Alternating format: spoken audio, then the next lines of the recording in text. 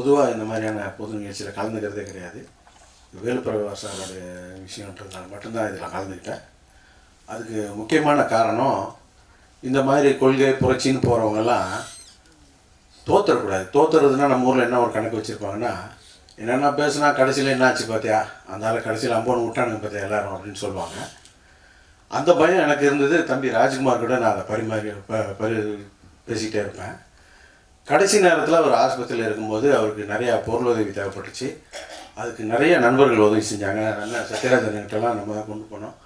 அண்ணெல்லாம் பெரிய உதவி செஞ்சார். தம்பி அந்தோனிதாசன், அந்த மாதிரி நிறைய பேர் உதவி செஞ்சாங்க. இதை தாண்டி குடும்பம்னா நிறையா குழப்பம் இருக்கும், பிரச்சனைகள் இருக்கும். ஆனால் அவங்க குடும்பத்தில் இருக்க எல்லாருமே வந்து அவரை நல்லாவே கவனிச்சிக்கிட்டு பெரிய செலவு பண்ணி அவரை காப்பாற்ற முயற்சி பண்ணாங்க. ஆனால் அது முடியாமல் போயிடுச்சு. அப்புறம் இந்த நிகழ்ச்சியில் நான் எல்லோரும் பேசும்போது இது ஒரு சோக நிகழ்ச்சி ஆகிடுவாங்களோன்னு பார்த்து பயந்துட்டு இருந்தேன். அப்படிலாம் ஒன்றும் இல்லை. இப்போ ஒருவேளை அந்த ஃபோட்டோவில் நான் இருந்து அவர் இங்கே பேசிட்டு இருந்தாருன்னா இந்த இடத்த ஒரு கலகலப்பாக்கியிருப்பார். ஏன்னா அவர் வந்து இயற்கையை ஏற்றுக்குவார் எப்போவுமே. மனுஷனாக பிறப்பான் செத்துப்படுவான்ட்டு. ஆனால் அவர் இறந்ததை வந்து என்னால் ஏற்றுக்க முடியல. எனக்கு என்னுடைய நண்பர்கள் வந்து நிறையா பேர் இறந்துருக்காங்க அந்த மாதிரி. ஆனால் அவரை அன்றாட நான் நினச்சி பார்க்குறேன். அவர் கூட பழகின யாராக இருந்தாலும், ஒரு நாள் பழகியிருந்தாலும் ஒரு வருஷம் பழகியிருந்தாலும் அவரை மறக்க முடியாது. அந்த மாதிரி ஒரு பஞ்ச் வச்சுட்டு போயிடுவார். அப்படி நான் அவரை பற்றி நிறையா நினச்சி பார்க்குறேன். அது ஒரு முக்கியமான காரணம். என்னுடைய படத்தில் அவர் நடிச்சிருந்தார். இதே மேடையில் அவர் என்னுடைய படத்துடைய ப்ரமோஷனுக்காக பேசியிருக்காரு. அதெல்லாம் பார்த்தீங்கன்னா அவ்வளோ ஜாலியாக இருக்கும். நீங்கள் வீடியோவில் பார்த்தீங்கன்னா இப்போ கூட யூடியூப்பில் இருக்கும். அதெல்லாம் அவரை பார்க்கும்போதுலாம் எனக்கு ஒரு பெரிய ஆச்சரியம். இப்போ நம்ம வீட்டில் ஏதாவது ஒரு சின்ன தப்பு பண்ணும்போது, ஒரு சாமி கும்பிடும்போது அதெல்லாம் நம்ம கிண்டல் கேலி பண்ணும்போது அவங்க எதிர்த்து பேசுவாங்க, சண்டையெல்லாம் வந்துடும் சமயத்தில். அவர் பார்க்குறவங்கட்டெலாம் இதை பேசிகிட்டு இருக்காரு. அவர் எவ்வளோ பிரச்சனையை சந்திப்பார் அப்படின்ட்டு நான் அவரே கேட்டிருக்கேன். நான் முதல்ல சந்திக்கும் போதெல்லாம் அதை கேட்குறேன். சார் எப்படி சார் இதை சமாளிக்கிறீங்க அப்படின்னு நான் கேட்குறேன். அவர் ஒரு வாட்டி சொல்கிறாரு, அதை ஏன் கேட்குறீங்க, இவனுக்கு இப்படி தான் இருக்கிறானுங்க அப்படின்ட்டு கொஞ்சம் கொஞ்சமாக ஆரம்பிப்பார். ஆரம்பிச்சுட்டு சாங்கியம் பண்ணுறானுங்க, சம்பிரதாயம் பண்ணுறானுங்க, சாமி கும்பிட்றானுங்க, எனக்கு ஒரே பெரிய பிரச்சனையாக இருக்குதுன்ட்டு அவர் பேச ஆரம்பிச்சிருவார். ஒரு பெரிய அறிஞர்கள்லாம் இருக்கக்கூடிய ஒரு இடத்துல உட்காந்து பேசுகிறேன். அவனுங்க என்னை மடக்கி கேள்வி கேட்குறானுங்க. இதுதான் நமக்கு நல்ல சந்தர்ப்பம், இவனுங்களை இன்றைக்கி தீர்த்திடணும் அப்படின்னு சொல்லிட்டு நம்ம பேசிடணுன்ட்டு பேசினேன். கடைசியாக நான் ஒரு பாயிண்ட்டை கையில் எடுத்தேன். நான் ஒரு விதையை கையில் எடுத்துக்கிறேன், கீரை விதையோ ஏதோ ஒன்று, நீங்களும் எடுத்துக்கங்க. நான் கடவுள் இல்லை கடவுள் இல்லைன்னு சொல்லிட்டு மண்ணில் விதைக்கிறேன், நீங்கள் பாறையில் விதைங்க, எது விதைக்குதுன்னு பார்ப்போம் அப்படின்னு கேட்டேன். அதில் ஒரு அறிவாளி கேட்டான் சார் என்னை பார்த்து, நீ கடவுள் இல்லை கடவுள் இல்லை, நீ பாறையில் விதையும் பார்க்கலாம். இவனுங்கிட்ட நம்ம இவ்வளோ நேரம் பேசிக்கிட்டு இருந்தோம், இவனுக்கிட்ட தான் நம்ம இவ்வளோ நேரம் பேசிக்கிட்டு இருந்தோம், கையெழுத்து கும்பிட்டு வந்துட்டேன் சார் அப்படி சொன்னார். அவரும் நானும் பொதுவாக பொது இடங்களில் சந்தித்து தான் அதிகமாக பேசுவோம். ஹோட்டலில் இங்கே உட்காந்து பேசுவோம், ஒரு டிஃபன் சாப்பிடுவோம் அல்லது ஒரு காஃபி சாப்பிடுவோம். கொஞ்ச நேரம் சுவாரஸ்யமாக போச்சுன்னா ரெண்டாவது காஃபி சாப்பிடுவோம். ஏன்னா ஹோட்டலுக்காரன் பார்த்துக்கிட்டே இருப்பான்ல, உட்காந்துட்டு போக மாட்டேங்கிறானுங்க. மூணாவது காஃபி நாலாவது காஃபிலாம் போச்சுன்னா அன்றைக்கி செம்ம என்டர்டெயின்மெண்ட் இருக்குதுன்னு அர்த்தம். அதில் ஒரு பாயிண்ட்டை போடுவார், சார் நம்ம நாடே சார் காம்பவுண்ட் இல்லாத ஒரு பைத்தியக்கார ஆஸ்பத்திரி சார் அப்படின்வார்.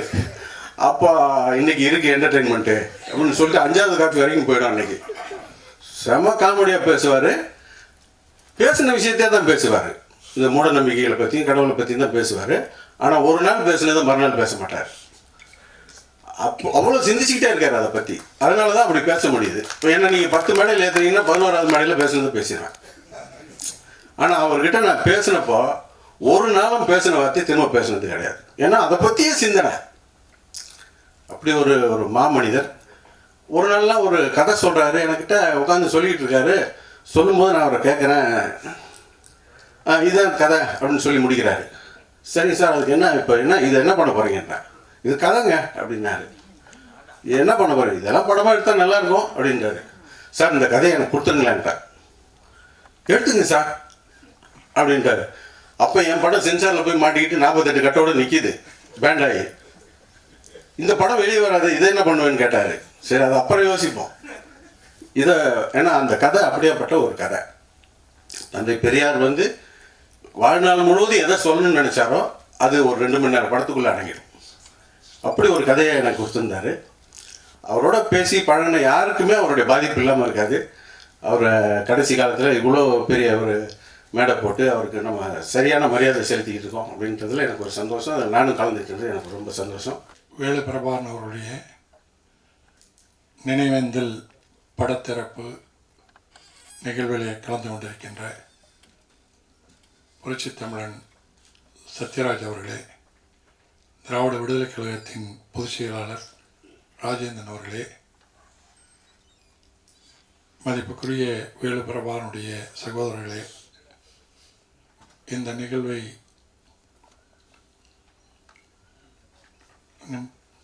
எல்லோரும் போற்றுகின்ற வகையில் ஏற்பாடு செய்து நடத்தி கொண்டிருக்கின்ற இயக்குனர் ராஜ்குமார் உள்ளிட்ட தோழர்களே அனைவருக்கும் முதற்கண் நன்றி வணக்கத்தையும் தெரிவித்துக் கொள்கிறேன். வேலு பிரபாகரன் புரட்சிக்காரன் என்ற ஒரு படத்தை எடுத்திருந்தாலும் திரைத்துறையிலே உண்மையிலேயே அவர் புரட்சிக்காரன்தான். திராவிட இயக்கம் அண்ணா அவர்கள், கலைஞர் அவர்கள், கே.ஆர். ராமசாமி, கலைவாணர் இவர்களெல்லாம் பயணித்த காலம் உண்டு. அப்போது இந்த கலைத்துறையில் சுயமரியாதை இயக்கத்தின் பொது உடைமை இயக்கங்களின் தாக்கம் வந்தது. இடையில் அது துண்டித்துவிட்ட நிலையில் மீண்டும் திரைத்துறையில் ஒரு மறுமலர்ச்சி, பெரியாருடைய கருத்துக்கள், பெரியாருடைய கொள்கைகள் கலை வடிவத்திலே வருமா என்று எல்லோருக்கும் ஏக்கத்தோடு இருந்த காலகட்டத்தில் நமக்கு கிடைத்தவர் புரட்சிக்காரன் வேலு பிரபாகரன். அவருடைய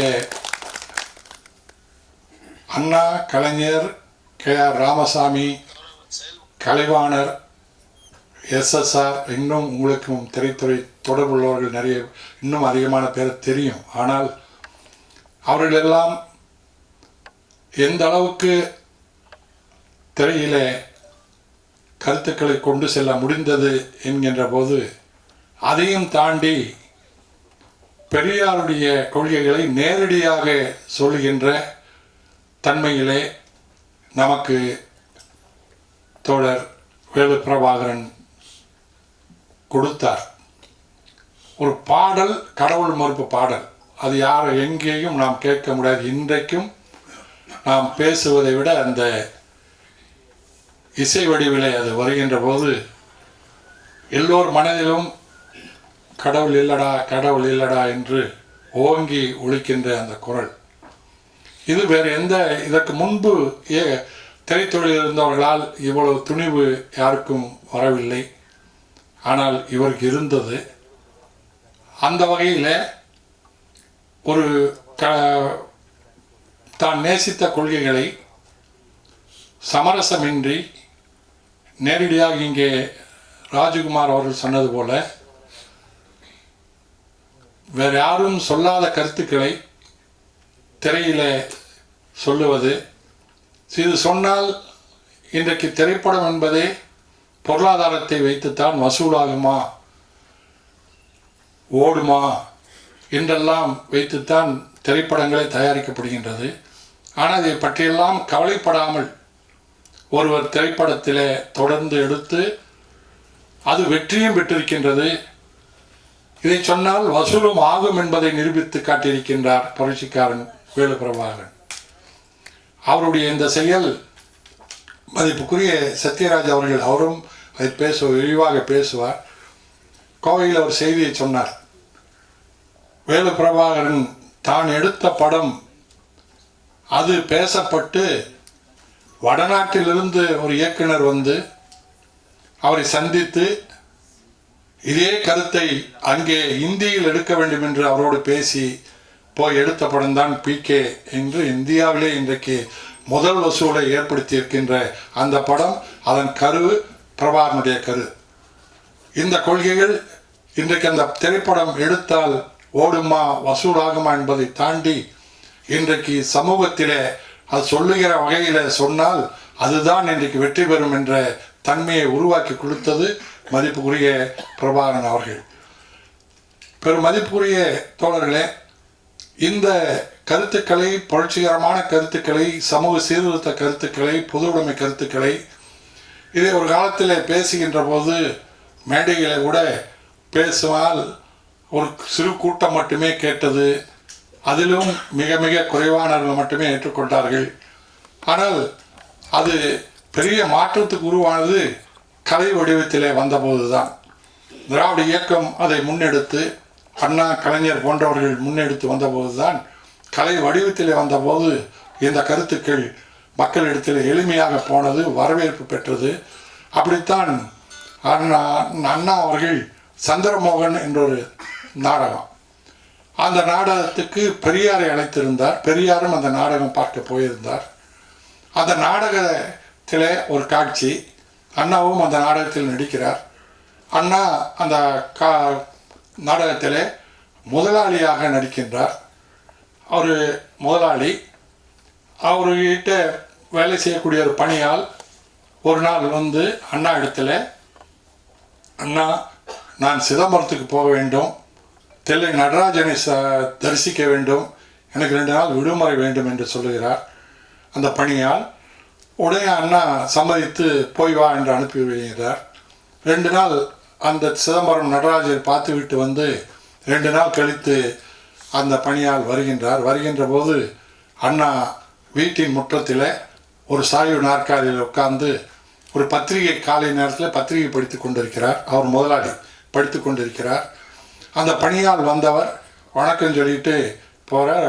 வாப்பா போயிட்டு வந்துட்டியா அப்படின்ட்டு வர சொல்கிறார். உடனே பக்கத்தில் அவர் போனவர் அந்த பணியால் சும்மா போகாமல் பக்கத்தில் நின்று அண்ணா கிட்ட சொல்கிறார், அண்ணா, நீங்கள் தான் சாமி இல்லைங்கிறீங்க. அவர் அந்த முதலாளி ஒரு நாத்திகராகவும் இருக்கார். சாமி இல்லைங்கிறீங்க.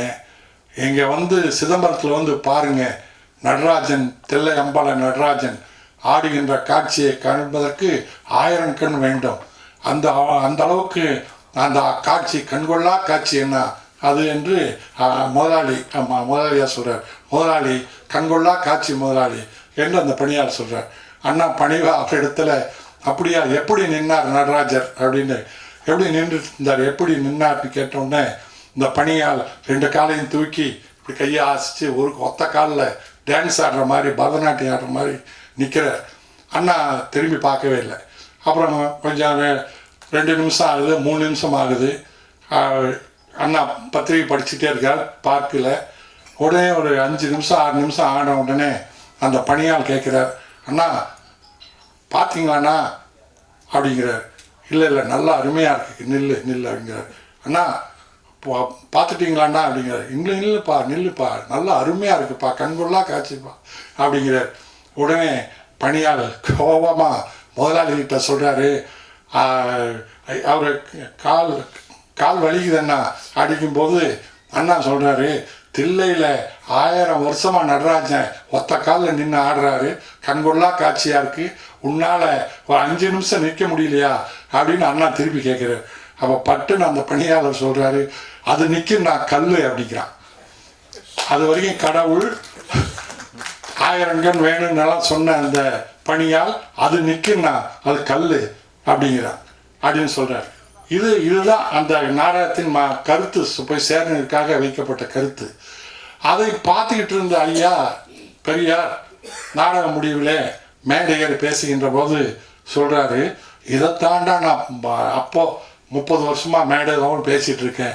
நான் அதை கல்லுன்னு சொல்லும்போது என்னை கல்லால் அடிச்சிங்க, இங்கே கல்லுன்னு சொன்னால் காசு கொடுத்துட்டு வந்து பார்க்குறீங்க அப்படின்னு அண்ணா ஐயா அதை பாராட்டி சொல்கிறார். அதில் என்ன கருத்து என்று சொன்னால், அந்த பெரியார் செய்த அந்த பிரச்சாரம் கலை வடிவம் பெற்ற போது வேகமாக மக்களிடத்தில், பாமர மக்களுக்கும் பட்டி தொட்டி எல்லாம் பரவியது என்றுதான் அது புரிந்து கொள்ள வேண்டியது நிலையில் இருக்கின்றது.